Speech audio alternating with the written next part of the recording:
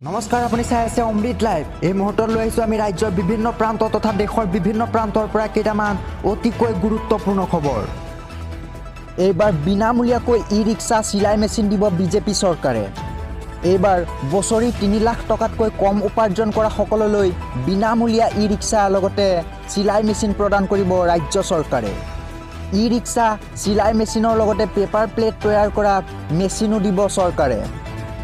আমাৰ ৰাজ্যৰ ধৰ্মীয় সংখ্যালঘু ৰাইজে বিনামূলীয়াকৈ পাব ই ৰিক্সা লগতে চিলাই মেচিন। কেৱল মুছলমান, শিখ, খ্ৰীষ্টান, বৌদ্ধ, জৈন, পাৰ্চী সম্প্ৰদায়ৰ লোকসকলে পাব এই সুবিধা। আৰু এয়া সংখ্যালঘু দুখীয়া শ্ৰেণীৰ বাবে অসম সংখ্যালঘু উন্নয়ন বৰ্ডৰ এই বৃহৎ আঁচনি। ধৰ্মীয় সংখ্যালঘুৰ বাবে ই ৰিক্সাৰ ৮০% খৰচ বহন কৰিব চৰকাৰে আৰু ২০% খৰচ বহন কৰিব লাগিব কেৱল আবেদনকাৰীয়ে। লগতে চিলাই মেচিন আৰু পেপাৰ প্লেট বনোৱা মেচিন সম্পূৰ্ণ বিনামূলীয়াকৈ দিব চৰকাৰে। আৰু ইয়াৰ বাবে আজিয়ে আপুনি অনলাইন যোগে প্ৰপত্ৰ জমা কৰি ধৰ্মীয় সংখ্যালঘুসকলে কৰিব পাৰিব আবেদন। ২০% খৰচ বহন কৰিব লাগিব ই ৰিক্সাৰ বাবে আবেদন কৰা আবেদনকাৰীসকলে। আৰু এই সকলোবোৰৰ বাবে ১৭ জানুৱাৰীৰ ভিতৰত https://amdb.assam.gov.in এই ৱেবছাইটটোৰ জৰিয়তে কৰিব পাৰিব আবেদন। আমি এই ৱেবছাইটটো আপোনালোকক স্ক্ৰীণত দেখুৱাই দিছোঁ। amdb.assam.gov.in এই ৱেবছাইটটোৰ জৰিয়তে আপুনি আবেদন কৰিব পাৰিব। আৰু আবেদনকাৰীসকলে ন্যূনতম ৫ম শ্ৰেণী উত্তীৰ্ণ হ'ব লাগিব। ন্যূনতম ৫ম শ্ৰেণী উত্তীৰ্ণ হ'লেহে কৰিব পাৰিব ইয়াৰ বাবে আবেদন। এইবাৰ ৰাম মন্দিৰৰ সমীপত বৃহৎ এলেকাত নিষিদ্ধ কৰা হৈছে সুৰা। অযোধ্যাৰ ৰাম মন্দিৰৰ সমীপৰ সকলো সুৰা বিপণী, সুৰাৰ দোকান আঁতৰোৱাৰ নিৰ্দেশ দিয়া হৈছে। ৰাম মন্দিৰৰ পবিত্ৰতা অটুট ৰাখিবলৈ চৰকাৰে এই ডাঙৰ সিদ্ধান্ত গ্ৰহণ কৰিছে।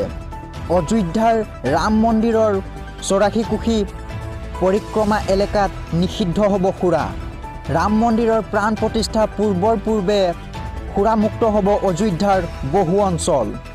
অযোধ্যাৰ ৮৪ কোশী পৰিক্ৰমা এলেকাত সুৰা বিপণী সম্পূৰ্ণৰূপে নিষিদ্ধ কৰিছে চৰকাৰে। এতিয়া ৰাম মন্দিৰৰ সমীপৰ বহু সুৰা বিপণী বন্ধ কৰাৰ নিৰ্দেশ দিছে আবকাৰী বিভাগে।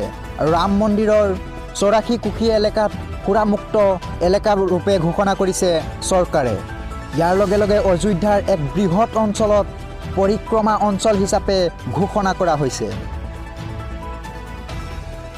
এই মুহূৰ্তত এক বিগ ব্ৰেকিং নিউজ লৈ আহিছোঁ। ৩১ ডিচেম্বৰৰ পিছত কৰিব নোৱাৰিব ডিজিটেল লেনদেন। লগতে বন্ধ হৈ পৰিব আপোনাৰ গুগল পে', ফোনপে'ৰ একাউণ্ট। যিসকল ব্যক্তিয়ে ১ বছৰ ধৰি UPI ID ব্যৱহাৰ কৰা নাই সেইসকলৰ ১ বছৰ ধৰি ব্যৱহাৰ নকৰা UPI ID হৈ পৰিব বন্ধ। NPCIয়ে বেংকসমূহলৈ জাৰি কৰিছে এই বিশেষ নিৰ্দেশনা। লগতে চিম কাৰ্ডৰ ক্ষেত্ৰতো জাৰি কৰা হৈছে এক নতুন নিয়ম। আমি আপোনালোকক এটা বিশেষ খবৰ জনাই আছোঁ। এবছৰ ধৰি ব্যৱহাৰ নকৰা UPI ID হৈ পৰিব বন্ধ। আৰু যদিহে আপুনি এবছৰ ধৰি UPI ID ব্যৱহাৰ কৰা নাই তেনেহ'লে আপুনি ৩১ ডিচেম্বৰৰ পূৰ্বেই আপডেট কৰক আৰু ব্যৱহাৰ কৰক, নহ'লে বন্ধ হৈ পৰিব আপোনাৰ UPI ID। লগতে চিম কাৰ্ডৰ ক্ষেত্ৰতো জাৰি কৰা হৈছে এক নতুন নিয়ম। আৰু ১ জানুৱাৰীৰ পৰা নতুন চিম কাৰ্ড বনাবলৈ দিব লাগিব এতিয়াৰে পৰা বায়'মেট্ৰিক তথ্য। আৰু আপুনি বায়'মেট্ৰিক তথ্য দিলেহে আপোনাৰ নামত বনাব পাৰিব চিম কাৰ্ড, অন্যথা আপুনি বনাব নোৱাৰিব চিম কাৰ্ড। লগতে বন্ধ হ'ব লাখ লাখ ব্যক্তিৰ লাখ লাখ জিমেইল একাউণ্ট।